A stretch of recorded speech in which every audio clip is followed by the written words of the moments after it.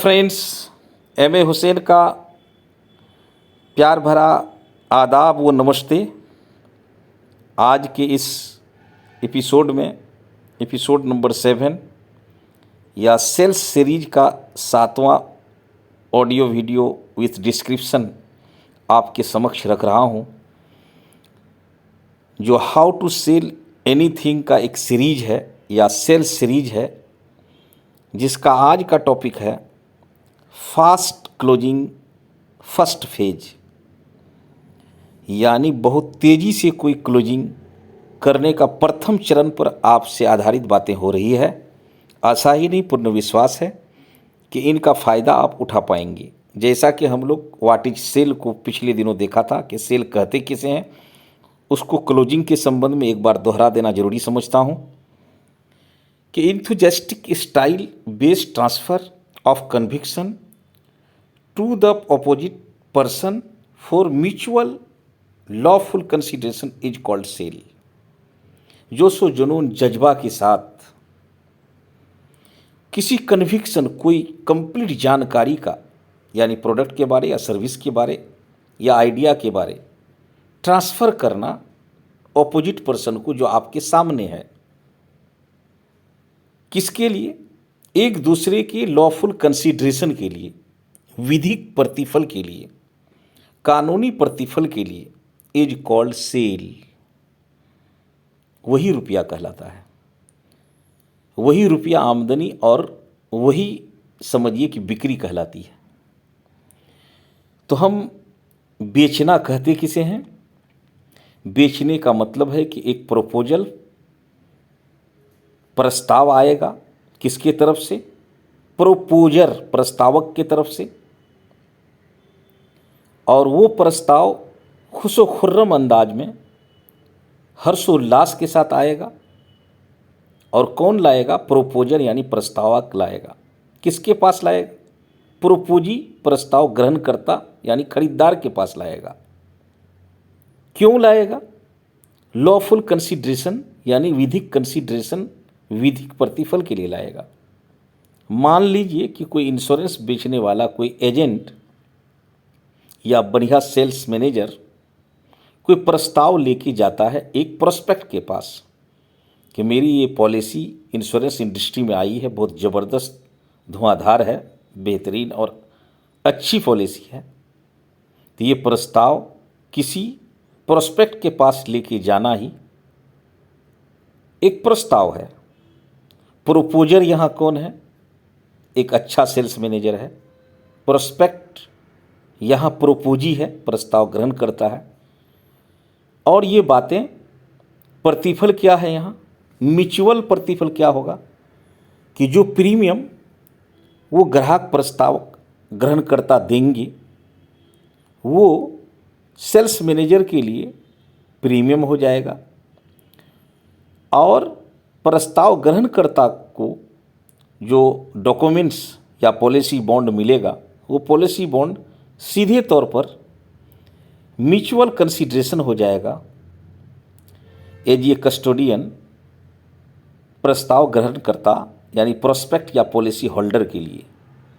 अब प्रोपोजल यहाँ पॉलिसी की प्रक्रियाएं, पॉलिसी के कागजात, पॉलिसी खरीदने के लिए जो बातें लिख के समझाई गया, बोला गया, यही प्रस्ताव है। प्रोपोजर, प्रस्ताव करने वाले जो सेल्स मैनेजर थे। प्रोपोजी, जो प्रोस्पेक्ट, जो पॉलिसी धारक बना या पॉलिसी खरीदा। और विधिक कंसिडरेशन, म्यूचुअल क्या हुआ? म्यूचुअल लॉफुल कंसिडरेशन ये हुआ कि पॉलिसी धारक को जो डॉक्यूमेंट्स या बॉन्ड या रेवेन्यू लगा हुआ, रिसिप्ट पेमेंट करने का मिला वो, और प्रीमियम जो कंपनी को सेल्स मैनेजर के माध्यम से चला गया या ऑनलाइन चला गया, वो कंपनी या सेल्स मैनेजर के लिए प्रतिफल हो गया। क्लियर हो गया कि enthusiastic style based transfer of conviction to the opposite person for mutual lawful consideration is called sale. इस सेल में प्रोपोजल, प्रोपोजर, प्रोपोजी और लॉफुल कंसिडरेशन को समझ गए। आगे बढ़ते हैं। आगे बढ़ने के क्रम में यहाँ उदाहरण लिया हूँ, हालांकि कोई भी इस उदाहरण में लिया जा सकता है। रियल इस्टेट लिया जा सकता है, कोई कमरा बेचने के लिए रूम या कोई प्रॉपर्टी या हॉस्पिटलिटी इंडस्ट्री या होटल या रेस्टोरेंट लिया जा सकता है, या ट्रांसपोर्ट सिस्टम का कुछ लिया जा सकता है, या आपका कार या बाइक बेचने वालों की तरफ से लिया जा सकता है उदाहरण। लेकिन यहाँ हमने कोई डायरेक्ट सेलिंग का भी कोई उदाहरण लिया जा सकता था, लेकिन मैंने एक साधारण उदाहरण पॉलिसी पर लिया है, इंश्योरेंस इंडस्ट्री की पॉलिसी बेचने पर लिया है। अब एक पॉलिसी बेचने वाला सेल्स मैनेजर या सेल्स एजेंट या सेल्स पर्सन या सेल्स फोर्स किसी प्रोस्पेक्ट दैट मीन्स अभी वो ग्राहक अगर नहीं बना तो प्रोस्पेक्ट है, उस प्रोस्पेक्ट के पास हम गए हैं प्रेजेंटेशन देने, फिजिकल या इन्हें हम डिजिटल भी दे सकते हैं। लेकिन मान लीजिए समझने के लिए कि मैंने फिजिकल गया है, तो अंडरस्टैंड द प्रोस्पेक्ट। पहले प्रोस्पेक्ट को आप समझिए कि वो प्रोस्पेक्ट कितना पढ़ा लिखा है, कहाँ से है, क्या करते हैं। क्योंकि प्री अप्रोच इससे पहले हमने फाइनल पढ़ा चुका था कि आपने प्रोस्पेक्टिंग क्या होगा, प्रोस्पेक्टिंग के बाद प्री अप्रोच कर चुका होगा, प्री अप्रोच के बाद आज फाइनल क्लोजिंग पर बातें कर रहा हूँ, ताकि क्लोजिंग 100% हो, नहीं तो 90%, 99% हो, या 98% हो, 96, 7, 95% क्लोजिंग हर हालत में करना मेरा काम है। क्योंकि मैं सेल्समैन हूँ, मैं सेल करने के लिए निकला हूँ, लोगों का भला चाहता हूँ और अपनी भी भलाई चाहता हूँ। इसलिए वर्ड यूज हुआ है म्यूचुअल लॉफुल कंसिडरेशन। म्यूचुअल सिर्फ अपनी भलाई नहीं बल्कि ग्राहक की भी भलाई चाहता हूँ। तो अंडरस्टैंड द प्रोस्पेक्ट, उस प्रोस्पेक्ट को पहचानिए, समझिए कि वो प्रोस्पेक्ट कैसा है, पढ़ा लिखा है नहीं है, कितना पढ़ा लिखा है, क्या क्वालिटी है, क्या डेप्थ है, या गरीब इंसान है, या रिक्शा चला के ज़िंदगी गुजर बसर करता है, या मिडिल क्लास है, या बहुत ज़्यादा अमीर है, या प्रोफेसर है, या डॉक्टर्स है, या गजेटेड है, नॉन गजेटेड है। तो जब तक आप उसको बेहतर ढंग से पहचानते हैं नहीं, तो आप ठीक ढंग से उसको उसी हिसाब से आपको ट्रीट करना होगा। तब यहाँ एक रिलेशनशिप आपको डेवलप करना होगा। मैंने पहले भी पिछले स्लाइड्स में कई बार कहा है कि sell your self before selling your any product, service और आइडिया। पहले अपने आप को यहाँ बेचना होगा, उनके साथ प्रगाढ़ स्थिति में एक रिलेशनशिप एस्टेब्लिश करनी होगी, बेहतर ग्रीटिंग्स, बेहतर अभिनंदन, बेहतर सलाम कलाम के साथ एक सिटिंग लेना होगा, दोनों के बीच वार्ता शुरू करने की इनिशियल फेज को अंजाम देना होगा। अगर कोई टीवी या कुछ चल रहा है उसे बंद करने का एक प्रणाली अपनाना होगा, अखबार पेपर वगैरह से अपने ध्यान को हटाना होगा। जहाँ सिटिंग कर रहे हैं किस दरवाजे से उस घर का निकलने का एग्जिट पॉइंट है, एंट्री है, उनको छोड़ के आपको बैठना होगा, उनकी इजाज़त लेके बैठना होगा, उन्हें एक शालीनता का परिचय देना होगा, एक अपने आप को बताना होगा कि मैं कौन हूँ और वो कौन है। प्री अप्रोच में ये बातें क्लियर हो चुकी है। यदि अच्छे से आपने उन्हें समझ लिया है और उन्हें अपने आप को आप समझाने का प्रयास कर लिया है, रिलेशन बिल्डअप हो चुका है, तो आपका सेल डन हो जाएगा। क्लोजिंग के लिए आज मैं बात कर रहा हूँ और फर्स्ट पेज में बातें हैं।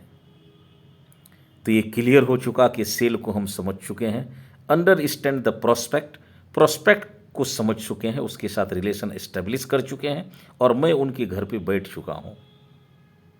आगे बढ़ते हैं, उदाहरण को आगे बढ़ाते हुए। Do not stand any wall. कहा जाता है कि जब मैं किसी के पास पहुंचता हूं, और यहाँ उदाहरण लिया हूं कि मैं LIC का एक एजेंट हूं या तो सेल्स मैनेजर हूं, मैं परिचय करने के दौरान और वो जो आमने सामने हुआ, जो एक रिलेशन एस्टेब्लिश हुआ, इस एस्टेब्लिशमेंट के दौरान जब सिटिंग हुआ, तो सिटिंग के दौरान बातें यहाँ उभर के आ गई कि मैं कौन हूँ, अपना जब इंट्रोडक्शन और परिचय आपने दिया, इस हिसाब से परिचय दे दिया कि मैं आपका यहाँ MDRT कॉट या टॉट रह चुका हूँ, मैं लगभग यहाँ 2500 लाख 30 लाख रुपये साल का कमा चुका हूँ, मैं ये हूँ, मैं वो हूँ, मैं वो हूँ, मैं, यानी जिसको मैं की हवा लगी न उनको दवा लगी न दुआ लगी। यानी मैं का आभास, मैं का रोना इतना रो दिया या इतना हल्ला बोल दिया गया, वो इंसान घबरा गया। वो कहा जो बहुत हाई डेंसिटी का आदमी आया है, हाई वोल्टेज का आदमी आया है, यहाँ तक करके डोमिनेंट होना, रेपो इस्टेब्लिश करना, इमेज बनाना अच्छी बात है, लेकिन इस बात का एहसास सेल्समैन को होना चाहिए कि वो इंसान को कमतर ना आंका जाए, सामने वाले इंसान को बहुत ज़्यादा इन्फीरियरिटी कॉम्प्लेक्स का वो शिकार न होने दिया जाए, बहुत अपने आप को गिरता हुआ वो न महसूस करे। हम जब सेल करने के लिए किसी के पास पहुंचते हैं, या तो हमारे बराबर के लोग होते हैं, या हमसे बहुत अमीर होते हैं, या हमसे बहुत गरीब होते हैं, लेकिन ज़्यादातर अपने से नीचे अगर गरीब स्तर के लोगों को गए हैं सेल का प्रेजेंटेशन देने, तो वहाँ इस बात का एहसास होने का ज़्यादा संभावना है कि आप अपने आप और उनके बीच एक दीवार खड़ा कर लेते हैं। इसलिए दीवार न पैदा किया जाए, उन्हें लगे कि एक नॉर्मल और नेचुरल इंसान हो, नेचुरल बातें हों, और बात करने के क्रम में जो भी बात आप रखें, या कोई हाव भाव ड्रेस कोड इतना ना ज़बरदस्त है आपका, इतना लैपटॉप या ताना बोना लेके गए हैं आप, उनसे वो घबराया हुआ है, उन्होंने कहा कि अगर इनके साथ रिलेशन जोड़ेंगे तो हम बढ़िया से यहाँ शायद काम या अंजाम दे पाएंगे, कहाँ ये और कहाँ मैं, इस किस्म की बातें दोनों के बीच नहीं हो। अगर डायरेक्ट सेलिंग इंडस्ट्री के मामले में अगर आप उन्हें बहाल करने गए हैं तो उन्हें लगेगा कि कहाँ ये आदमी अच्छे हाईफाई अंदाज में चलने वाला, और मैं कहाँ इतनी गरीब आदमी, मैं नहीं चल पाऊँगा, या मुझे तो इतना वक्त ही नहीं है, यहीं से वो कटने लगेगा। इसलिए do not stand any wall. या दोस्तों, यहाँ ऐसी बातें भी हो सकती है, अगर आप उन्हें लाइफ इंश्योरेंस की एजेंसी डालने गए हैं तो भी उनको लगेगा कि कहाँ ये और कहाँ मैं, हमसे तो होगा ही नहीं। इसलिए आप जिस वेशभूषा में भी, जिस ड्रेस कोड में भी, जिस कॉरपोरेट एथिक को मानते हुए उनके पास गए हैं, आप और उनके बीच कोई वाल खड़ा न हो, कोई दीवार न बने। इस बात का ध्यान sales person, sales force, sales manager को रखना होगा। लेकिन यहाँ मैंने उदाहरण लिया कि कोई सेल्स मैनेजर इंश्योरेंस से किन्हीं के यहाँ पहुँचा और वहाँ बात करना शुरू किया है। दोस्तों, वीडियो लंबा ना हो, इस बात का ध्यान रखते हुए, और आपको बोरिंग फील ना हो, आप शेयरिंग मोड में रहें। इसी स्लाइड से मैं आज की अपनी बातें समाप्त करना चाहूँगा। दीजिए मुझे इजाज़त। आप सुन रहे थे M.A. हुसैन को, human lifestyle and leadership program के रचयिता और founder. Have a great time. खुश रहिए, खुशियाँ बांटिए, और इस वीडियो को शेयर कीजिए, लाइक कीजिए, कमेंट दीजिए। कर भला तो हो भला। दूसरे को जितना आप पहुंचाइएगा उतना अच्छा रहेगा। नॉलेज अपने पास रखने से अच्छा नहीं होता, क्योंकि रुका हुआ इंसान और ठहरा हुआ पानी दोनों सड़ता है। नॉलेज को जितना बांटिएगा उतना बढ़ेगा। बांटिए और निखरिए और निखारिए। खुश रहिए, खुशियाँ बांटिए। Happy great time. Once again thank you.